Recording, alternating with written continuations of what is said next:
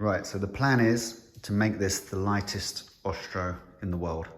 Currently at 6.5 kilos.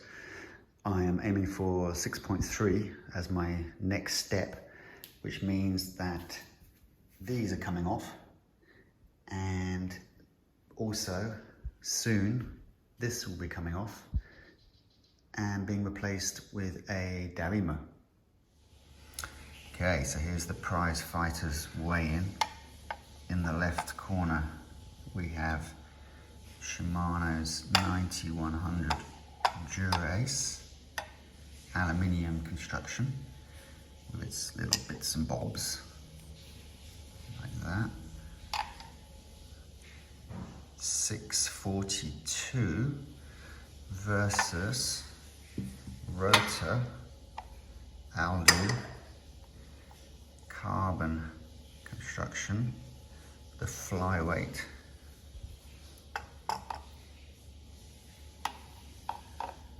And that is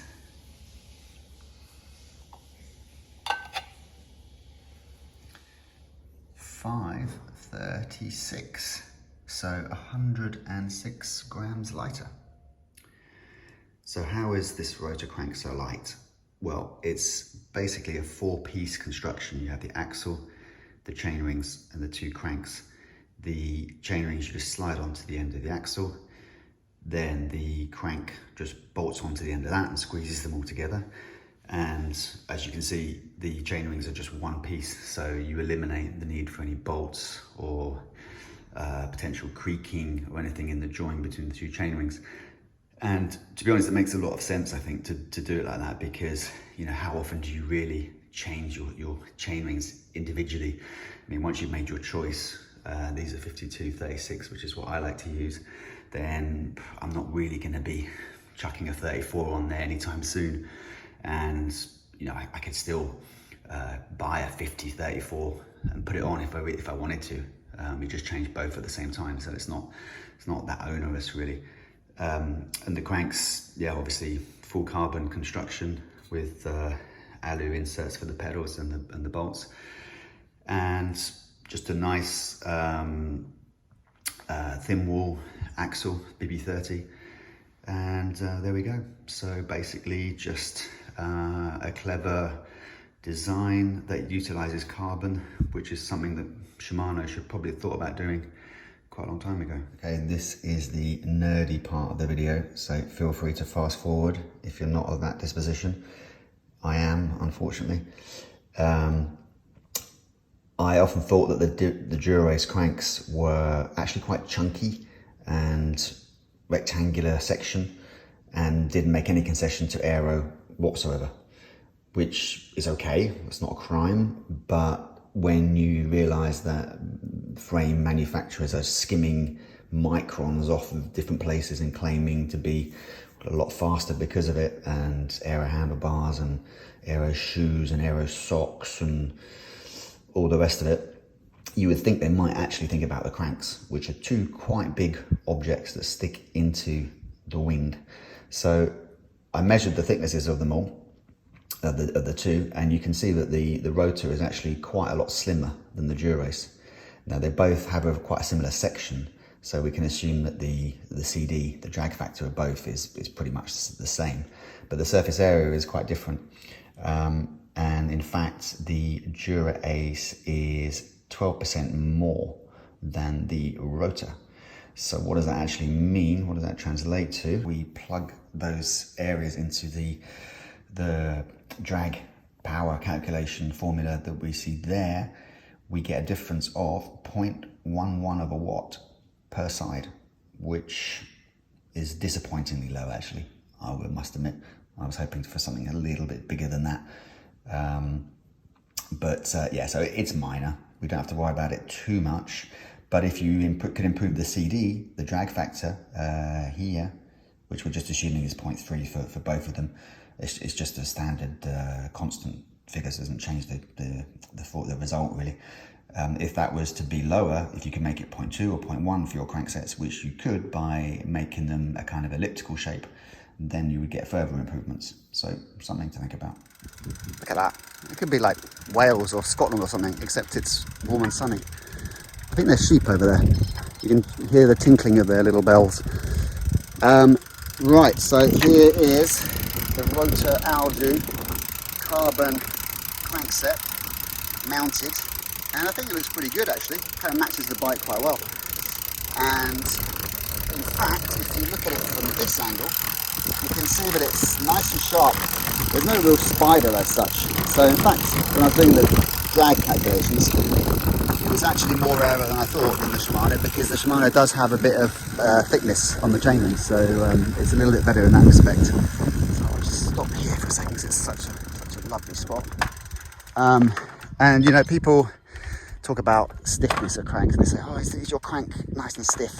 And you know, really, you know, pros are putting out like 400 watts in a race when they're going fast, and 1600 or more in sprints. And so you know, in a normal, it's 4 times more in a sprint, and that's when you might be potentially flexing your crank. And to be more accurate anyway, you should be talking about torque and not power, because power is torque times speed, how fast you're spinning your cranks, and it's the torque which actually flexes, torque part which flexes the crank. So in a sprint, a pro may be putting a lot of torque through the cranks, could feel a little bit of flex, but anybody in a normal riding situation, even when riding fast, is putting 4 times less through the crank at least. So you're not going to feel anything significant in normal riding. And I've had all sorts of cranks, S-Works, DuraAce, and I've never felt any difference in any of them. They all feel stiff to me. And you know, I'm only 65 kilos, but still, the main thing I'm worried about really is just that they're reliable, they don't creak, they shift well, and they're light. So that ticks all those boxes, and it's also a little bit more aero than the Shimano as well. So yeah, I'm happy. The bike now weighs just a smidge above 6.4 kilos because I have the 160 disc back on, and I'm probably going to go 140 because it keeps warping, which is annoying. Yeah, so the reason all this is blacked out, by the way, is because I shot an advert for Renault the other day in Mallorca, and they couldn't have any brand names. So if you see a Renault Capture ad soon, look out for me, because I'll be in it. Look at that, beautiful. So yeah, we're well on the way to 6.3 kilos. Watch this space.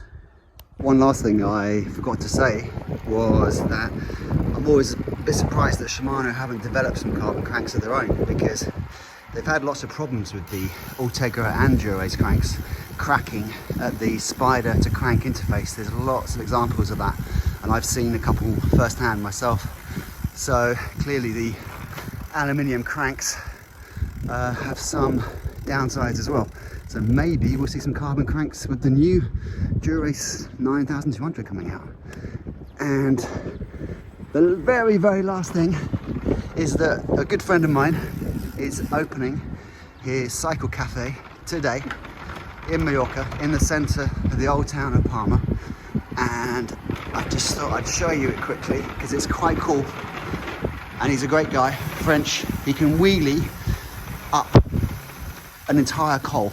He's fantastic at wheeling, and I'm trying to learn to do it as well as he does, but I haven't managed it yet, so that's work in progress. They have a Factor Ostro parking area just here, and they have good coffee, which is ground in Mallorca, some cool stuff like that. They've got nice comfy 70s furniture and nice cakes, the famous rim and disc debate. Milton, hi. Hi, good to see you. And up here, YouTube is there's the owner, joint owner. And up here, we've got lots of classic old 80s, 90s, noughties bikes. Very cool. Ganul, not sure. I'm not a big follower of the Tour de France, but they're cool bikes. All perfectly prepared and ready to rent and ride in Mallorca. That actually is Carlos Sastre's bike. not bad. And yeah, so if you do come to Mallorca anytime soon, check this place out because it's cool and it's a lot cheaper than Rafa. I didn't say that.